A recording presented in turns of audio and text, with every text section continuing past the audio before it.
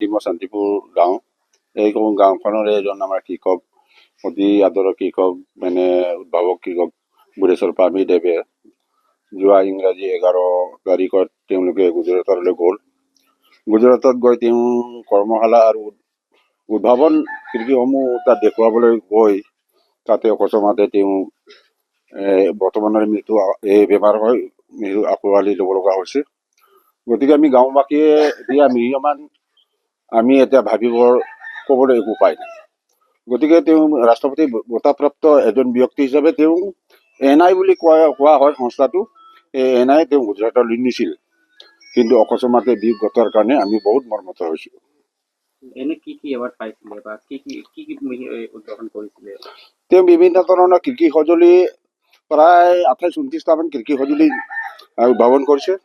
তাৰে ভিতৰত 2-3টামান প্ৰায় মানে ৰাষ্ট্ৰীয় পৰ্যায়লৈ তেওঁ যিটো মানে বঁটাপ্ৰাপ্ত পাব পৰা 3টামান মানে স্বীকৃতি পাইছে।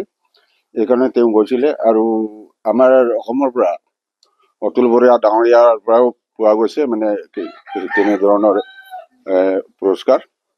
গতিকে এতিয়া কি কৰোঁ কি নকৰোঁ, গোটেই ঘৰখনে এতিয়াতো এইটো অৱস্থা।